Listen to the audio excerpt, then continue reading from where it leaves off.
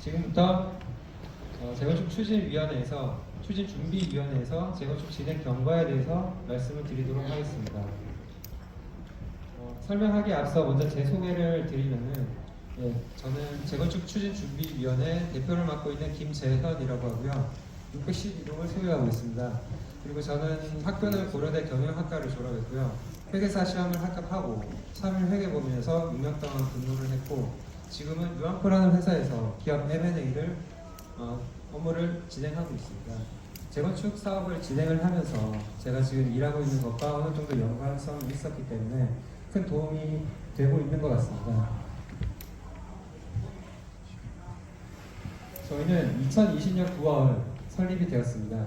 이 당시에 하계역 더블 역세권이 된 우리 아파트 위치에 재건축이 진행되지 않는 것에 대해서 상당히 아쉬움이 있었고요. 그 당시에 관리사무소 소장님과 입대희 회장님을 직접 찾아뵙고 우리 아파트도 빨리 재건축을 진행을 하자라고 부탁을 드렸습니다. 근데 그 당시에 정부 기조는 재건축에 그렇게 호의적이지 않았고요. 그리고 관리사무소와 입주자 대표 협의회는 소유자뿐만이 아니라 전세입자 그리고 월세입자를 위해서도 존재하는 단체이기 때문에 재건축을 진행할 수 없다라는 답변을 받았습니다. 그래서 그럼 내가 한번 시작을 해보자 라는 계기로 시작을 하게 됐고요. 바로 1단계 안전진단에 돌입하게 되었습니다. 이 안전진단은 총 3가지 단계로 나뉘는데요. 예비 안전진단의 경우 소유자의 10% 이상의 동의서가 필요합니다. 저희는 220세대 그러니까 약 12%의 동의서를 모아서 노원구청에 접수해서 예비 안전진단을 진행을 했고요. 2021년 2월 저희는 예비 안전진단을 통과했습니다. 예비 안전진단은 노원구청에서 너네 아파트 이제 노후화가 심하게 됐으니 한번 정밀하게 안전진단을 받아봐라 라고 허가하는 단계이고요. 정밀 안전진단은 용역비로 2억 4,600만 원이 필요했습니다. 그 당시에 이 용역비는 소유자들로부터 자발적인 모금을 통해서 마련을 해야 했고요. 저희는 414명의 소유자분께서 평균 약 57만 원을 납부해 주셔서 모금액을 마련을 했습니다. 근데 다행히 정부에서 그 당시에 재건축을 좀 완화하는 분위기가 있었고요. 저희는 바로 정밀안전진단을 진행을 했고 2022년 3월 정밀안전진단을 통과하게 되었습니다. 그리고 이제 마지막 단계인 적정성 검토만을 남겨놓게 됐는데요. 그 당시에 적정성 검토는 10개 아파트가 진행을 하면 1개, 2개 정도만 통과하는 그러니까 아주 난이도가 높은 단계였습니다. 근데 다행스럽게도 2023년 1월에 정부에서 적정성 검토 자체를 대폭 완화하는 그런 정책을 시행했습니다. 그래서 저희는 2023년 2월 적정성 검토를 면제받음으로써 최종 안전진단을 통과하게 되었습니다. 그리고 현재 정비구역 지정 단계를 진행 중에 있고요. 돌이켜보면 우리 아파트는 완화되고 있는 정부 기조에 적절하게 잘 올라타서 그렇게 단계마다 한 번에 미끄러짐도 없이 잘 통과해 왔었던 것 같습니다.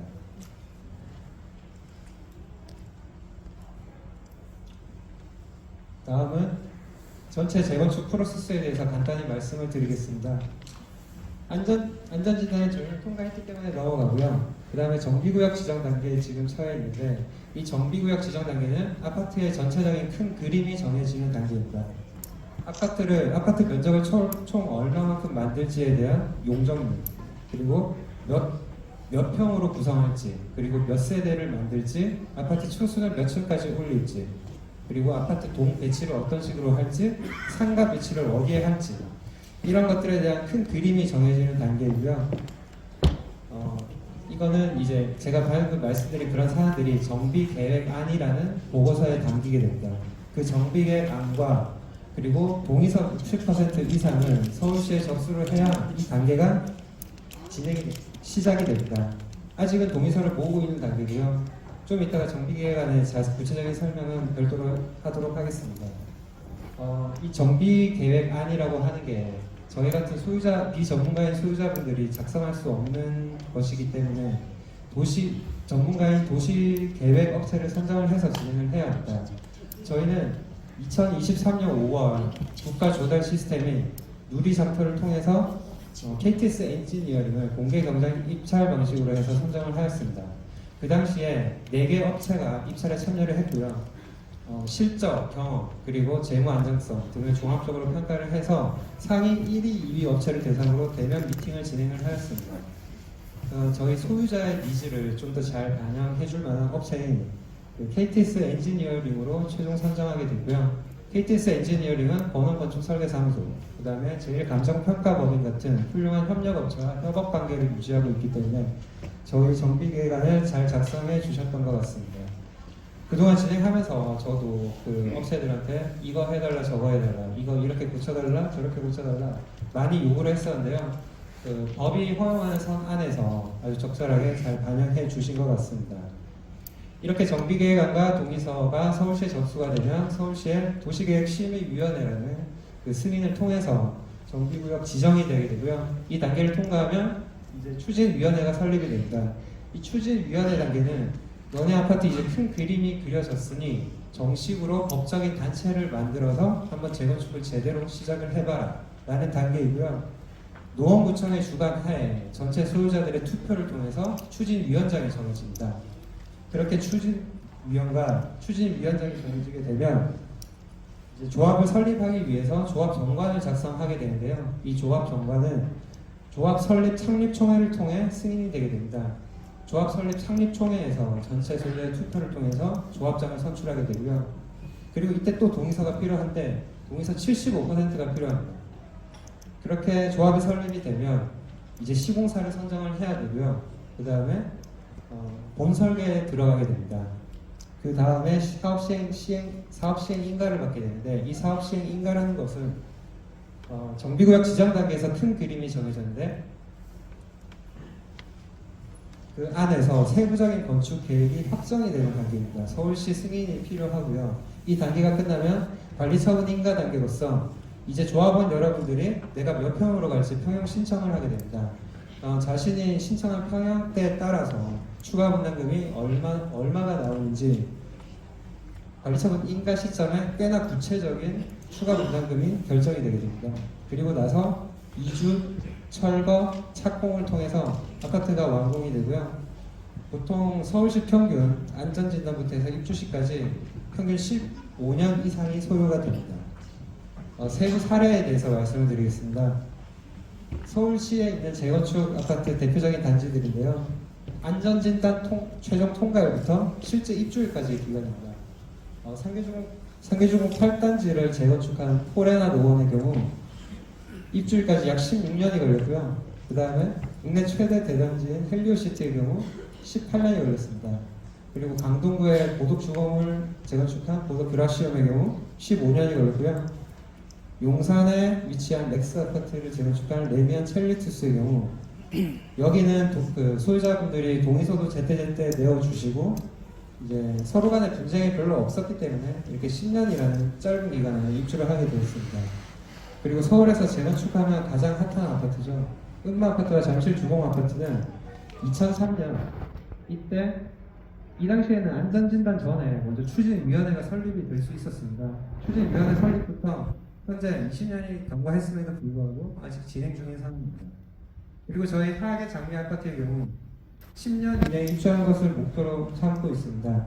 2032년에 입주하는 것을 목표로 삼고 있는데요. 이는 서울시에서 지금 밀고 있는 신속통합기획 프로그램을 활용함으로써 가능한 수치입니다. 제가 이 전장에서 정비구역 지정 단계와 그 다음에 5번째 사업시행 인가 단계에서 서울시 심의가 필요하다고 말씀드렸었는데요. 이 심의를 통합하여 진행하기 때문에 기존에 걸렸던 기간에 반을 단축할 수 있는 게 이 프로그램의 취지입니다.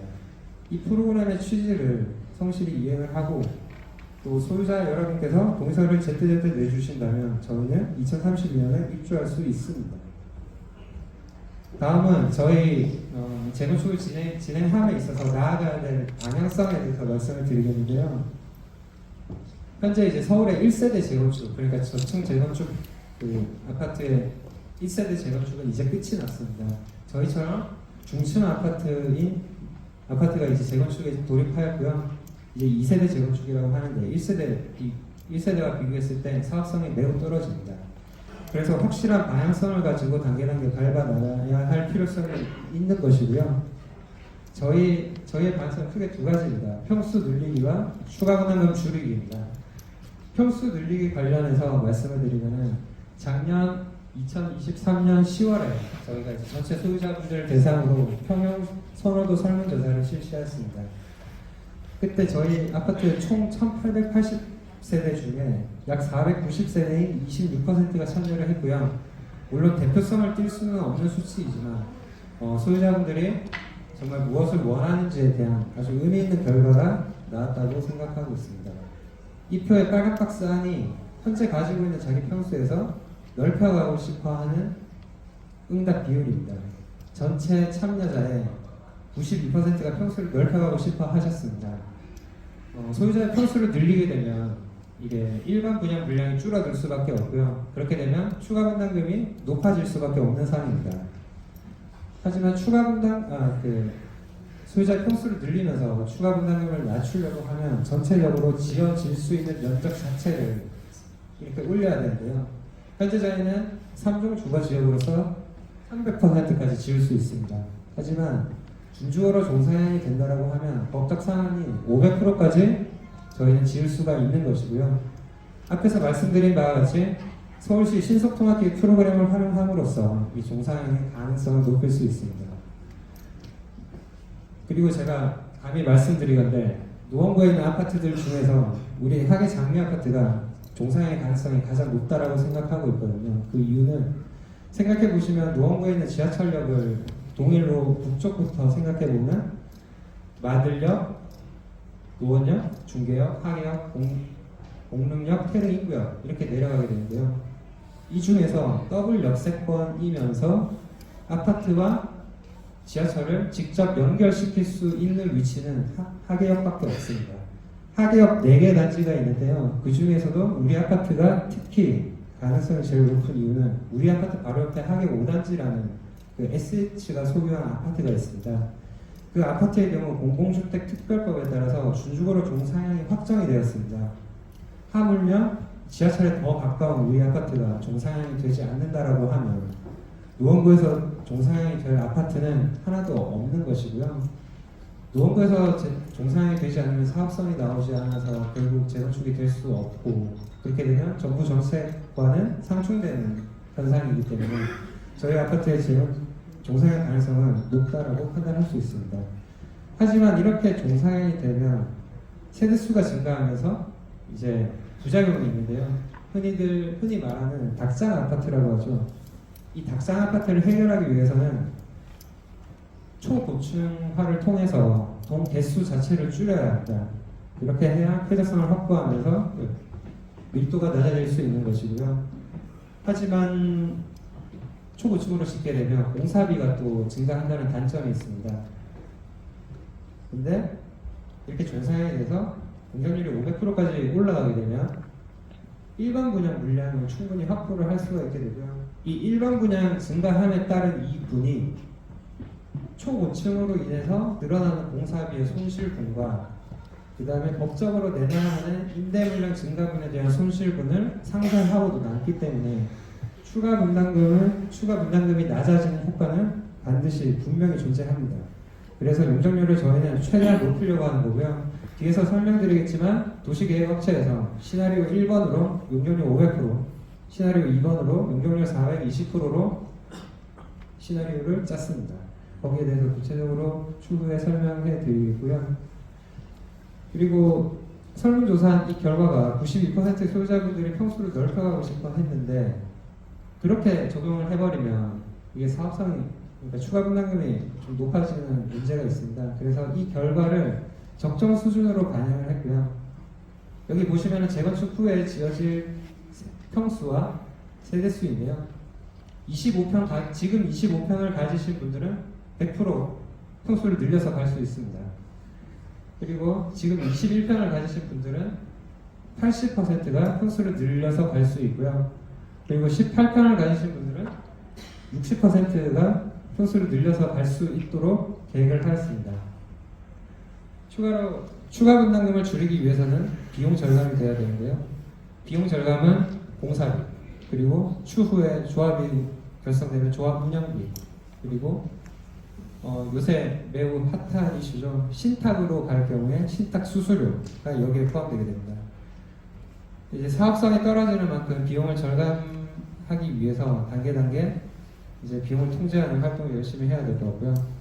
추가 분담금을 높이기 위해서 일반 분양가를 높여야 하는데 이 일반 분양가는 지역의 시세에 따라서 결정되는 좀 외생 변수이긴 합니다. 하지만 저희 아파트처럼 초고층화가 된다라고 하면 노원구라는 그 지역 안에서 일반 분양가를 최대한 높이 받을 수 있는 그런 사안은 존재하기 때문에 저희는 초고층화를 통해서 밀도도 낮추고 일반 분양가를 높여서 추가 분담금 낮추는 효과를 작용할 수 있게끔 하는 게 저희 전략이고요.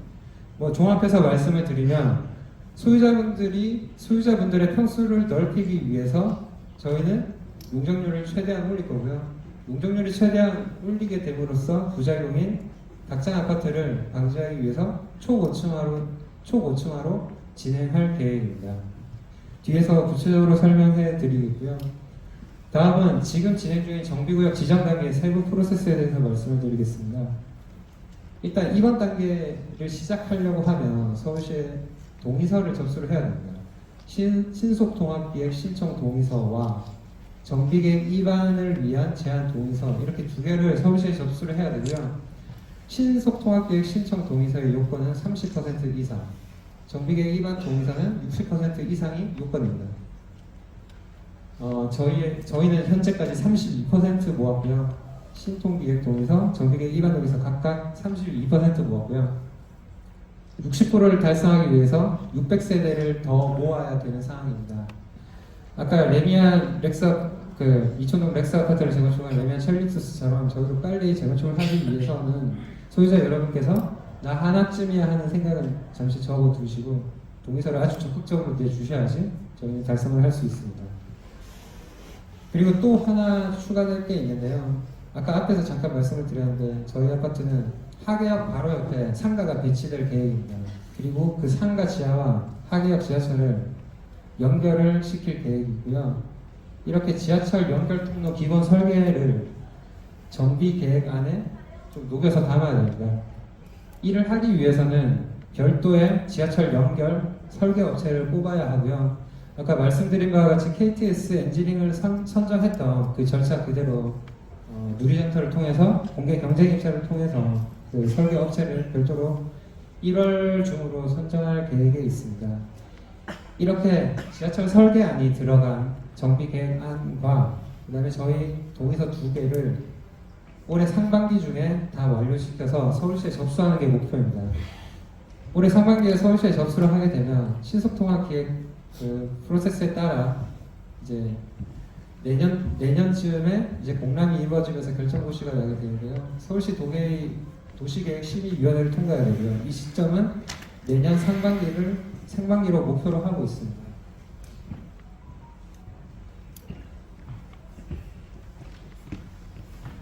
다음은 저희 재건축 추진 준비위원회 운영비 사용 내역에 대해서 간단하게 말씀을 드리겠습니다.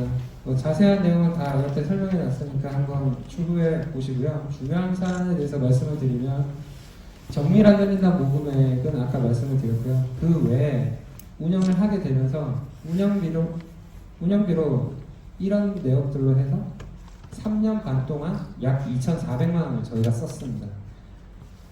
2,400만 원 중에는 저희가 안전진단을 진행하면서 표본 세대를 뽑아야 됐었는데요. 이게 한 71세대 정도 뽑았었고요. 이 당시에 이제 코로나가 겹치면서 자기 집에 직접 이제 외부인들이 다 들어와서 뭔가 조사를 하는 거에 있어서 상당히 꺼려했었습니다. 그래서 그거를 좀 이제 허락을 이끌어내기 위한 방편으로 그런 표본 세대들 분들께 약소하지만 이제 10만 원씩 지급을 하게 됐고요. 그런 비용이 안전진단 컨설팅 관련 비용과 합해서 약 850만 원 정도 발생을 했습니다. 2,400만 원 중에 850만 원 3분의 1 정도가 안전진단 관련된 그런 비용으로 쓰였고요. 그리고 저희 아파트는 현수막이라든지 엘리베이터 게시할 때 관리사무소가 1대2의 게시료를 지급을 해야 되는데요. 그런 비용으로도 한 3년 반 동안 300만 원 정도 썼고요. 우편물 반송비, 그 다음에 이번에 설명회 이런 식의 이제 기타 비용들을 통해서 3년 반 동안 2,400만 원을 썼고 이런 금액들은 제가 소유자분들께 별도로 요청을 드려서 그때그때마다 만원, 뭐 5천원 이 정도씩 이제 필요할 때마다 요청을 드려서 모아왔습니다. 3년 반 동안 보면 약 530명의 소유자분께서 인당 평균 46,000원씩 운영비로 모금해 주셨고요. 저희는 이제 비용 같은 경우에는 아주 타이트하게 운영을 하고 있고 또 증빙에 대해서는 네이버 카페에 모두 공유를 하고 있기 때문에 네이버 카페에 들어가셔서 참고해 주시면 감사하겠습니다. 다음은 저희의 접근 채널인데요. 저희는 주로 인터넷을 통해서 운영을 하고 있고요. 네이버 카페와 카카오톡 단체방 통해 운영하고 있습니다. 네이버 카페는 핸드폰 카메라를 켜서 이 QR코드를 비추면 가입을 하실 수 있고요. 거기에 정보를 기입해 주시면 제가 별도의 승인을 거쳐 네이버 카페의 글들을 읽으실 수 있습니다. 네이버 카페 안에 카카오톡 단체방으로 안내하는 그 글이 있거든요. 그 글을 클릭하셔서 들어가시면은 이제 카카오톡 단체방을 이용하실 수 있습니다. 예, 여기까지 재건축 추진준비위원회 발표를 마치도록 하겠습니다.